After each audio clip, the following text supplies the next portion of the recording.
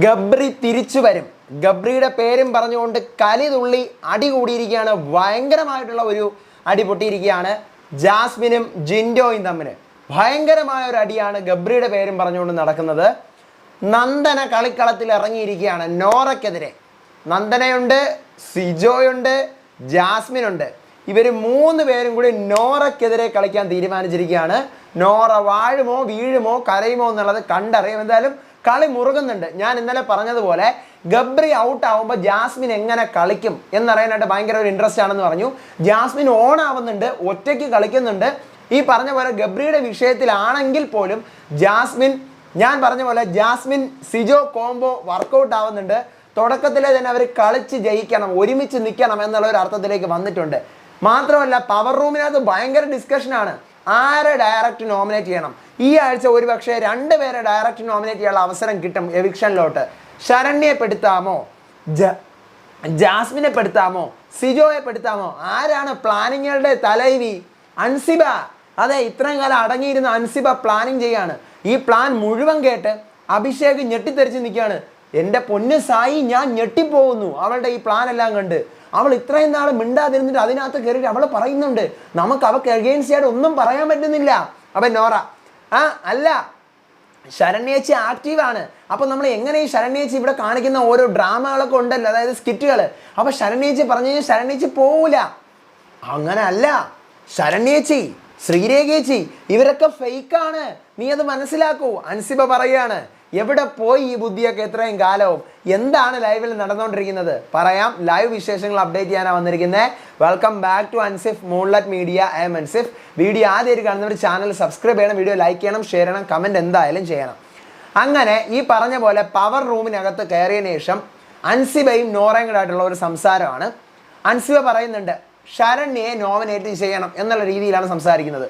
ഒരു പക്ഷേ നമുക്ക് 2 പേരെ ഈ ആഴ്ച നോമിനേറ്റ് ചെയ്യാൻ പറ്റും എവിക്ഷനിലൂടെ. അപ്പം ശരണ്യെ നോമിനേറ്റ് ചെയ്യാം. അഭിഷേക് ഇതെല്ലാം കേട്ടോണ്ടിരിക്കണം. അപ്പം നോറ പറയണം വേണ്ട, ശരണ്യേച്ചി ഈ ആഴ്ച സ്കിറ്റ് ചെയ്യുന്നുണ്ട്, നാടകം ചെയ്യുന്നുണ്ട്, ഇതെല്ലാം കാണിക്കും. അപ്പോൾ ശരണ്യേച്ചിക്ക് അത്യാവശ്യം സപ്പോർട്ടാണ്, ശരണ്യേച്ചി പോകത്തില്ല. അപ്പം അതുകൊണ്ട് നമുക്ക് സിജോയെ അല്ലെങ്കിൽ ശ്രീരേഖേച്ചി ആ ഒരു ലെവലിലൂടെ. നോറ ആരുടെ പേര് പറയുന്നില്ല, ഇന്ന ആളെ നമുക്ക് ചെയ്യണമെന്ന് പറയുന്നില്ല, ശരണ്യെ ചെയ്യണ്ട എന്നാണ് പറയുന്നത്. അപ്പോൾ അൻസിയ പറയാണ് അല്ല, നിനക്കറിയില്ല ആരെയും. ശരണ്യേച്ചി, ശ്രീരേഖേച്ചി ഇവരൊക്കെ ഫേക്ക്, കട്ടർ ഫേക്ക് ഡ്രാമകളാണ് ഇവിടെ കാണിക്കുന്നത്. നമ്മുടെ അടുത്ത് സ്നേഹം കാണിക്കുന്നത് എല്ലാം ഡ്രാമയാണ്. അതെനിക്ക് കാണുമ്പോഴേ അറിയാം. അപ്പം അഭിഷേകിന് ഒന്നും പറയാൻ പറ്റുന്നില്ല. അഭിഷേക് നേരെ പുറത്തു വരുന്നു, സായി നമ്മൾ വിചാരിച്ച പോലെ അല്ല. അപ്പോൾ സായി പറയണേ എടാ, പവർ റൂമിനകത്ത് ഞാനൊരാണൊരുത്തം മാത്രമേ ഉണ്ടായിരുന്നുള്ളൂ കഴിഞ്ഞ ആഴ്ച. പവർ റൂമിനകത്ത് നിൽക്കുമ്പോൾ കാര്യങ്ങൾ ഫുള്ള് നിയന്ത്രിച്ചിരുന്ന ഞാനായിരുന്നു. പുറത്ത് വരുമ്പോൾ ഞാൻ പറയാം നിങ്ങൾ പെണ്ണുങ്ങളുടെ ഡിസിഷൻ എടുത്തു പോകുന്നു. പക്ഷേ അതിൻ്റെ തലപ്പത്ത് ആരായിരുന്നു ഫുൾ ഡിസിഷൻ എടുത്തുകൊണ്ടിരുന്നത്? ഞാൻ. എല്ലാ തീരുമാനങ്ങളും ഞാൻ എടുക്കും, അവസാനം പറയുന്നത് അവർ തീരുമാനം എടുത്തുന്നതാണ്. എനിക്കെന്താ, എൻ്റെ തീരുമാനമല്ലേ എടുക്കുന്നത്, നീയും അതുപോലത്തെ ഒരാളായിട്ട് മാറണം. അപ്പോൾ അഭിഷേക് എന്നെ കൊണ്ട് പറ്റില്ല, അൻസിബ പറയുന്നത് കേട്ട് കഴിഞ്ഞാൽ നമ്മൾ സമ്മതിച്ചു പോവും, അവൾക്ക് മുന്നിൽ ഒപ്പോസ് ചെയ്ത് നിൽക്കാൻ പറ്റണില്ല എന്നെല്ലാം പറയുന്നു.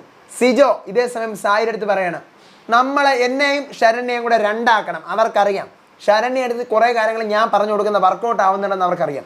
അപ്പോൾ ഞാനും ശരണ്യ ഫ്രണ്ട്സ് ആണല്ലോ.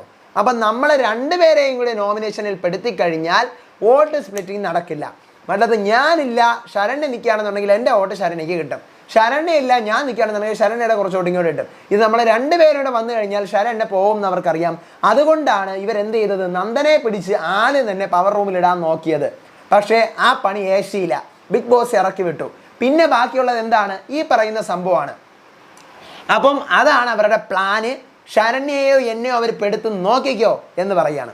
പിന്നീടാണ് ഈ പറയുന്ന പോലെ ശ്രീരേഖ, ജാസ്മിൻ, നന്ദന, ജിൻഡോ അവർ ജയിലിൻ്റെ ഭാഗത്തിരിക്കുകയാണ്. അപ്പോൾ ജാസ്മിൻ പറയാണ് ഗബ്രി എന്തുണ്ടല്ലോ പറയാനുണ്ടെങ്കിൽ മുഖത്ത് നോക്കി പറയും. അപ്പം നന്ദന പറയണം ശരിയാണ്, ഗബ്രി എന്ത് പറയണമെങ്കിൽ പറയും. ലാസ്റ്റ് 1 വീക്കാണ് എനിക്കിപ്പോൾ ഗബ്രിയായിട്ട് കണക്ട് ആയത്. അപ്പോഴേ ഇങ്ങനെ ജിൻഡോ സൈഡ് ഇരിക്കുക, ജിൻഡോ വെള്ളം കുടിച്ചിട്ട് ജിൻഡോ പറയണേ നാക്കുള്ളവർക്ക് എന്തും പറയാമല്ലോ എന്നിങ്ങനെ പറയാണ്. എന്നിട്ട് ജിൻഡോ പറയണേ ഞാൻ ജയിലിൽ കിടന്നപ്പോഴത്തേക്കും ഞാൻ കേട്ടതാണ് ജാസ്മിനെ, ഗബ്രി നിങ്ങൾ എന്താണ് പറയുന്നതെന്നുള്ളത്. അപ്പോൾ ജാസ്മിൻ കാര്യം പറ മാൻ, നമ്മൾ എന്താണ് പറഞ്ഞത്, നിങ്ങളുടെ മുഖത്ത് നോക്കിയിട്ടല്ലേ നമ്മൾ എല്ലാ കാര്യവും പറഞ്ഞുകൊണ്ടിരുന്നത്. ജിൻഡോ നിങ്ങളുടെ മുഖത്ത് നോക്കി പറഞ്ഞിട്ടില്ലേ, നിങ്ങളെ കുറ്റം നിങ്ങളുടെ മുഖത്ത് നോക്കിയല്ലേ പറഞ്ഞുകൊണ്ടിരുന്നത്, മാറിയിരുന്നാണോ പറയുന്നത്? മാറിയിരുന്ന് പറഞ്ഞിട്ടുണ്ടെങ്കിൽ അത് തന്നെ നിങ്ങളുടെ മുഖത്ത് നോക്കിയും പറഞ്ഞിട്ടുണ്ട്. അപ്പോൾ ജിൻഡോ ഞാൻ കേട്ടിട്ടുണ്ട് എന്നോട് മിണ്ടരുത്, ഞാൻ കള്ളനാണ്, ദുഷ്ടനാണ്, കൊലയാളിയാണെന്ന് പോലും പറഞ്ഞിട്ടുണ്ട്. അല്ല കൊലയാളി എന്ന് പറഞ്ഞിട്ടില്ല എന്നിങ്ങനെ ജിൻഡോ പറയാണ്. അപ്പോൾ ജാസ്മിൻ, കൊലയാളിയല്ല നിങ്ങൾ കൊലയാളിയല്ല, നുണയനാണ്, ചതിയനാണ്, അത് നിങ്ങളുടെ മുഖത്ത് നോക്കി പറഞ്ഞിട്ടുണ്ട്. അപ്പോൾ ജിൻഡോ പറയണം, അങ്ങനെ ഉണ്ടെങ്കിൽ എൻ്റെ മുഖത്ത് നോക്കി പറയണം. അപ്പോൾ ജാസ്മിൻ പറഞ്ഞിട്ടുണ്ട്, എത്ര തവണ പറഞ്ഞിട്ടുണ്ട്, ഇനിയും പറയും, നുണയൻ, ചതിയൻ, മണ്ടൻ. അപ്പോൾ ജിൻഡോ, ഇങ്ങനെ നീ ചെയ്തത് കൊണ്ടാണടി ഗബ്രി വെളിയിലായത്. അപ്പോൾ ജാസ്മിൻ, എടാ പുറത്ത് പോയിട്ടുണ്ടെങ്കിൽ, എടാന്ന് വിളിക്കുന്നില്ല, പുറത്ത് പോയിട്ടുണ്ടെങ്കിൽ അകത്ത് വരുമെന്നുള്ള കാര്യം എനിക്ക് വ്യക്തമായിട്ടുള്ള ഉറപ്പുണ്ട്. അപ്പോൾ ജിൻഡോ, ഞാൻ മണ്ടരല്ല, ഈ ബിഗ് ബോസ് സീസൺ 6 ആരും മണ്ടരല്ല. ജയിലിൽ കിടന്നപ്പോൾ നീ ചെയ്തത് ഞാൻ കണ്ടു കേട്ടു. അപ്പോൾ ജാസ്മിൻ, എടാ നീ എന്ത് പറഞ്ഞു കഴിഞ്ഞാലും സത്യം ഇത് കാണുന്നവർക്ക് അറിയാം. അപ്പോൾ ജിൻഡോ, നീ എന്നെ ചാടി അടിച്ചില്ലേ ജയിലിൽ വെച്ച്? അപ്പോൾ ജാസ്മിൻ, എന്തോന്നൊക്കെയാണ് നീ പറയുന്നത്? ചാടി അടിച്ച കേസും ഇതുമായിട്ട് എന്താണ് ബന്ധം? ആരാണ് നുണയൻ, ആരാണ് കള്ളൻ എന്നുള്ള കാര്യം വ്യക്തമായിട്ട് അറിയാം. നിന്നെപ്പോലൊരു നുണയനെ എൻ്റെ 23 വർഷത്തെ ജീവിതത്തിൽ ഞാൻ കണ്ടിട്ടില്ല. അപ്പോൾ ജിൻഡോ, ജനങ്ങൾക്ക് മനസ്സിലാവുന്നുണ്ട് ആരാണ് നുണയൻ, ആരാണ് കള്ളി എന്നുള്ള കാര്യമെല്ലാം വ്യക്തമായിട്ട് ജനങ്ങൾക്കറിയാം. മുഖത്ത് നോക്കി നീ പറയണമായിരുന്നു.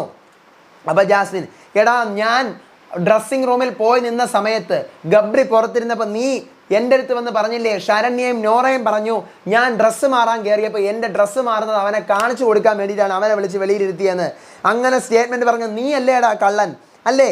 ഞാൻ അവിടെ ഉറങ്ങാൻ വേണ്ടി കയറിയതാണ് ഡ്രസ്സിങ് റൂമിൽ, ഗബ്രിയെ പുറത്തിരുത്തിയിരുന്നു. അപ്പം നീ പറഞ്ഞു ഞാൻ തുണി അഴിച്ച് അവനെ കാണിക്കാനാണ് അകത്ത് കയറിയെന്ന്. അങ്ങനെ പറഞ്ഞ നിന്റെ നിലവാരം എനിക്ക് ഊഹിക്കാമല്ലോടാ. അന്ന് ഞാനത് ചോദിച്ചപ്പോൾ ലാലേട്ടൻ്റെ മുമ്പിൽ വെച്ച് നീ അത് സമ്മതിച്ചോ? ഇല്ലല്ലോ. അതാണ് നീ. അപ്പം ജിൻഡോ, ആൾക്കാർക്കറിയാം, ആൾക്കാർ നിരത്തി വെക്കും ഓരോരോ റീസൺസ്. അപ്പോൾ ജിൻഡോ, അപ്പോൾ ജാസ്മിൻ, നുണ പറയും. നീ ഇങ്ങനെ നുണ പറഞ്ഞ് നിന്നെ കൊണ്ട് മുള്ളാനേ പറ്റത്തുള്ളൂ. നട്ടലുള്ള പെൺപിള്ളാരെ നിനക്കറിയത്തില്ല. അപ്പോൾ ജിൻഡോ, നീ പോടി. ജിൻഡോ ആണ് ആദ്യം പോടി എന്ന് വിളിക്കുന്നത്. അപ്പം ജാസ്മിൻ, എടാ നുണം, കള്ളം, മണ്ടത്തരം പറയാനല്ലാതെ നിന്റെ തലയിൽ എന്തെങ്കിലും പുണ്ണാക്കുണ്ടോ? അപ്പം ജിൻഡോ, എനിക്കെന്താണ് അപ്പം ജാസ്മിൻ പറയണം, എടാ ഗബ്രി പോയ കാര്യം നീ പറഞ്ഞ അവൻ തിരിച്ചു വരും എന്ന് ഉറച്ച കാര്യം വിശ്വാസം എനിക്കുണ്ട്. അപ്പം ജിൻഡോ, എനിക്കെന്താ കുഴപ്പം? അവൻ പോയാലും വന്നാലും എനിക്കെന്താ കുഴപ്പം? അപ്പം ജാസ്മിൻ പറയണേ, നിന്റെ തലയിൽ ഒരു പുണ്ണാക്കൂലടാ, പുണ്ണാക്കും. അപ്പം ജിൻഡോ, പോടി, നിന്റെ തലയിൽ വലിയ പുണ്ണാക്കാണല്ലോ. അപ്പോൾ ജാസ്മിൻ, നിനക്ക് ഈയടി, പോടി, വാടി എന്ന് വിളിക്കാനല്ലാതെ വേറെ എന്തിനെങ്കിലും അറിയുവോടാ? അപ്പോഴാണ് ജാസ്മിൻ ഡാന്ന് വിളിക്കുന്നത്. ജിൻഡോ, വീണ്ടും എൻ്റെ മുഖത്ത് നോക്കി പറയണമായിരുന്നു. ജാസ്മിൻ, എത്ര തവണ ഞാൻ പറഞ്ഞു, ഗബ്രി പോയാലും വന്നാലും അത് എൻ്റെ മിടുക്ക്.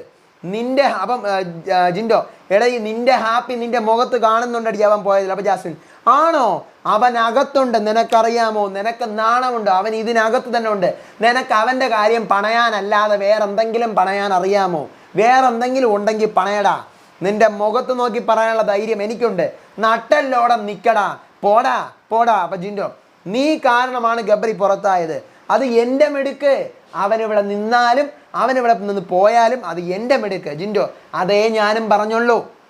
അപ്പം ജാസ്മിൻ, നിനക്ക് വേറെ പണയാനുണ്ടോ?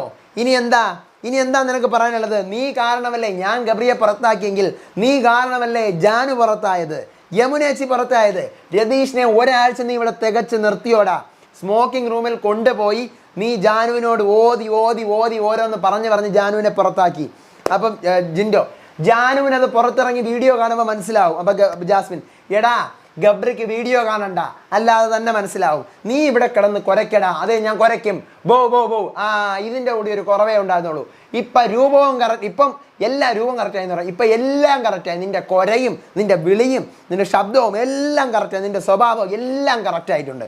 അപ്പം ജിൻഡോ പറയുന്നത്, നിൻ്റെ കൂടെ കൂടി ഗബ്രിയാണടി മണ്ടനായത്. അങ്ങനെയാണ് അവൻ മണ്ടനായത്, നിൻ്റെ കൂടെ കൂടി.